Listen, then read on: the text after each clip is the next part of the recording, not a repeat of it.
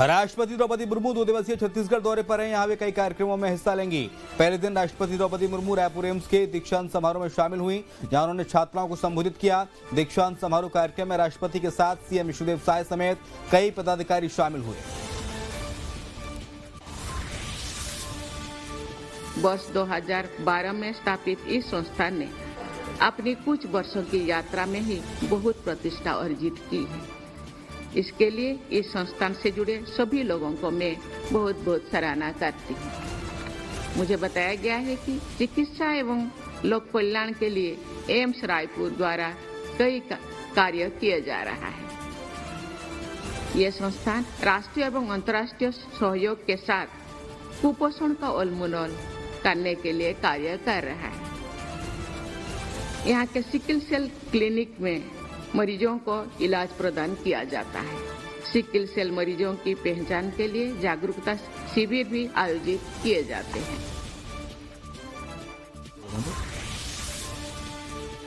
डॉक्टरों और medical staff की भर्तियां बड़े पैमाने पर की जा रही हैं। अस्पताल भवनों को बेहतर बनाया जा रहा है। आधुनिक उपकरणों की व्यवस्था भी की जा रही है। प्रदेश में संचालित शासकीय मेडिकल कॉलेजों में भी सुविधाओं का विस्तार किया जा रहा है। मेडिकल कॉलेज अस्पताल रायपुर और सिम्स बिलासपुर में भवन विस्तार तथा सुविधाओं का विकास शुरू कर दिया गया है। प्रदेश छत्तीसगढ़ को मध्य भारत का मेडिकल हब बनाने में अपना योगदान देने के लिए हमारे शासकीय अस्पताल भी पूरी तरह तैयार हैं। हम राज्य की स्वास्थ्य सेवाओं और सुविधाओं को दुर्गम क्षेत्रों के अंतिम व्यक्ति तक पहुंचाने के लिए प्रतिबद्ध हैं। रायपुर दक्षिण विधानसभा सीट पर 13 नवंबर को मतदान है और बीजेपी ने सुनील सोनी को अपना प्रत्याशी बनाया है। सुनील सोनी की नामांकन रैली में CM Vishnudeo Sai, deputy CM Arun Sao सहित कई दिग्गज शामिल हुए और सीएम साय ने घड़ी चौक पर आयोजित सभा को संबोधित करते हुए कांग्रेस पर जमकर निशाना साधा और सुनील सोनी के लिए जनता से समर्थन मांगा। शराब घोटाला, कोयला घोटाला, बालू घोटाला, डीएमएफ घोटाला, क्या चीज में घोटाला नहीं करेंगे मन।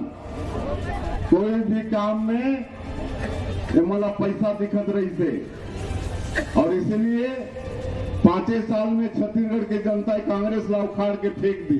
13 तारीख के चुनाव में सुनील सोनी जी ला भारी मतों से जिताना है।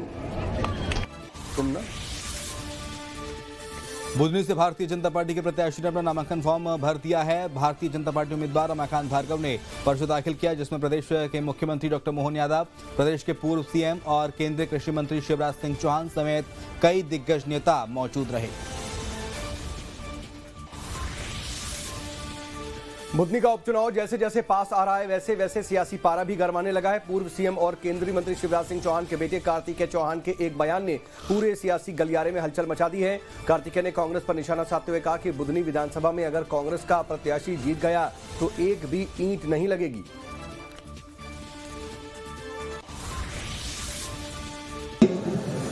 उन्नीसा बीसा होता है तो आप समझिए किसका नुकसान होगा। अपने पैरों हम क्यों कुल्हाड़ी मारे भाई? अपनी पोलिंग में गड़बड़ी कर हम क्यों अपनी इज्जत खराब करें? कि हमको नहीं जाना हमारे मुख्यमंत्री जी के पास काम कराने के लिए? कि हमको नहीं जाना अपना आदरणीय कृषि मंत्री जी के साथ काम कराने के लिए? बताइए जगदीश सरपंच जी, कैसे कराएंगे आप काम? जवाब दीजिए मुझे। अगर 19-20 हुआ, किस मुंह से जाएंगे हम हमारे नेताओं के पास काम कराने के लिए? कौन सी सड़क लेके जाओगे? अगर गलती से भी कांग्रेस का विधायक, वैसे होने वाला नहीं है, लेकिन गलती से भी आ जाता है यहां पर, तो एक ईंट किसी के गांव में नहीं लगने वाली, ये समझ लेना आप सब। शिवराज सिंह चौहान जी के पुत्र कार्तिकेय चौहान का एक वीडियो लेके कांग्रेस उस पर तरह तरह की प्रतिक्रिया दे रही।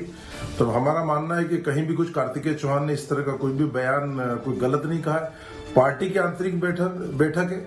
अपने कार्यकर्ताओं को प्रोत्साहित करने के लिए इस तरह की बातें की जाती। और निश्चित तौर पर यह भी सच है कि देश में डबल इंजन की सरकार है। विकास के काम मध्य प्रदेश की सरकार कर रही है, देश की सरकार कर रही है। और यदि हमको क्षेत्र का विकास करना होगा तो इस सरकार से जुड़ना होगा। तो इसमें गलत क्या है? निश्चित तौर पर यदि सड़क बनाने की बात आएगी तो आज कौन बनाएगी? मध्य प्रदेश की सरकार बनाएगी, देश की सरकार बनाएगी। आज विकास के काम होंगे तो हम किसके पास जाएंगे? जिसकी सरकार होगी उसके पास जाएंगे। तो अपने कार्यकर्ताओं को यदि प्रोत्साहित करने के लिए इस तरह की बात कर रहे हैं। भोपाल में राज्य स्तरीय शिक्षक सम्मान समारोह का आयोजन किया गया। इस कार्यक्रम में राज्यपाल मंगू पटेल भी शामिल हुए, तो वहीं सीएम डॉक्टर मोहन यादव ने भी इस कार्यक्रम में शिरकत की। साथ ही राज्य स्तरीय शिक्षक पुरस्कार से शिक्षकों को इस कार्यक्रम में सीएम ने सम्मानित भी किया। सीएम मोहन यादव और राज्यपाल ने स्कूल गणवेश की 324 करोड़ की राशि को ट्रांसफर भी किया। भारत दुनिया में संपन्न बनना चाहता है, लेकिन संपन्नता में स्वार्थी नहीं बनना चाहता है। वो उदारता के साथ अपनी अच्छाइयों को बांटना चाहता है। वो ताकतवर बनना चाहता है, लेकिन शांति के लिए बनना चाहता है। उसकी दिशा दूसरी नहीं, उसकी दिशा एकमात्र है कि हम शांति की स्थापना करने में समर्थ हो। इसलिए हमारे देवता एक हाथ में शास्त्र भी रखते हैं तो दूसरे हाथ में शस्त्र भी रखते हैं।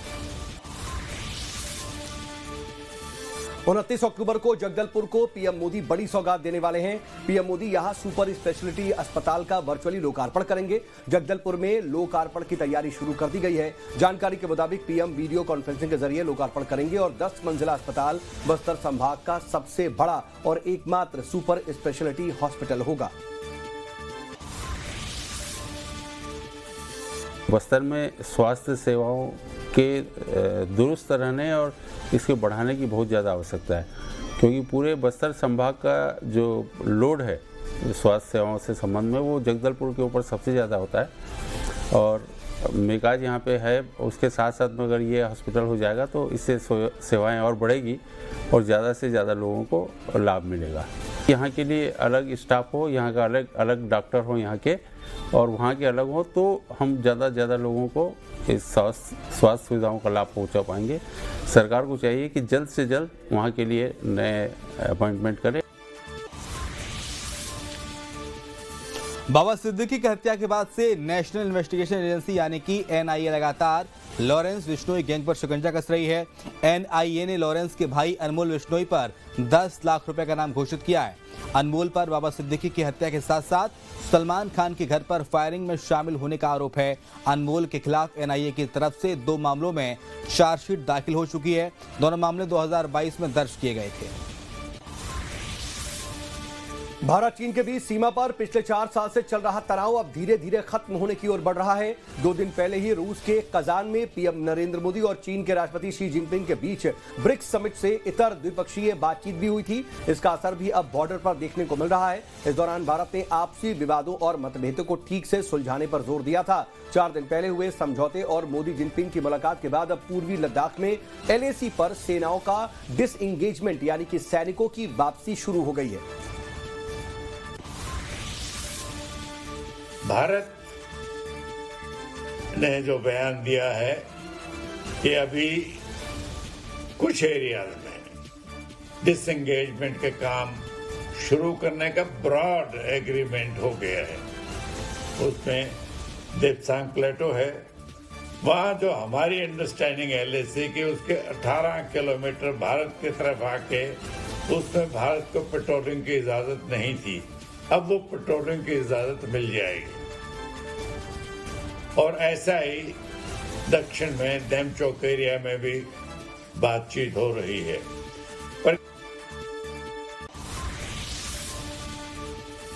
महाराष्ट्र विधानसभा का बिगुल बज चुका है और उम्मीदवारों की सूची के बाद अब उम्मीदवारों ने नामांकन भरना भी शुरू कर दिया है। इस बीच महाराष्ट्र के उप मुख्यमंत्री और नामांकन के लिए नागपुर पहुंचे। महाराष्ट्र के उप मुख्यमंत्री और नागपुर दक्षिण पश्चिम विधानसभा सीट से भाजपा उम्मीदवार देवेंद्र फडणवीस ने महाराष्ट्र विधानसभा चुनाव के लिए अपना नामांकन दाखिल करने से पहले रोड शो किया। महाराष्ट्र विधानसभा चुनाव 20 नवंबर को होने वाले हैं। पटोले जी ने जो वक्तव्य दिया है और राहुल गांधी जी ने विदेश में जाकर आरक्षण के खिलाफ जो वक्तव्य किया था उसका पूरा समर्थन आज नाना पटोले जी ने किया है। कांग्रेस हमेशा बाबा साहब की विरोधी रही है, आरक्षण की विरोधी रही है। इसी प्रकार के विचार नेहरू जी ने भी रखे हैं, इंदिरा जी ने भी रखे हैं, राजीव जी ने भी रखे हैं।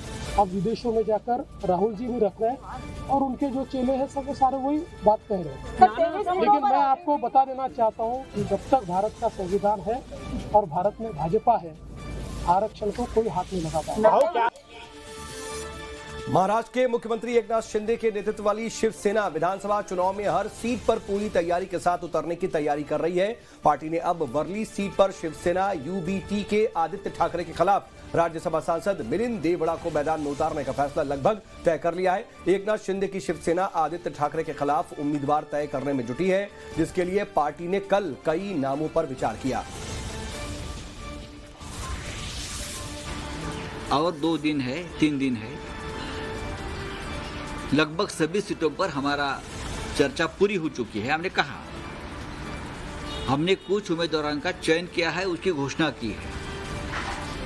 आज शायद हम जो हमारे अलायंस है, छोटी छोटी पार्टी है, उनके साथ भी आज हमारी चर्चा पूरी हो जाएगी। फिर जो सीटें बचेगी वो वापस हमारी 3 पार्टी में उसमें चर्चा होकर सोमवार तक पूरा निर्णय, पूरी यादी, पूरी लिस्ट आ जाएगी। क्योंकि बाकी 2 दिन बचे हैं मंगलवार तक, उससे पहले हमको नॉमिनेशन फाइल करना पड़ेगा।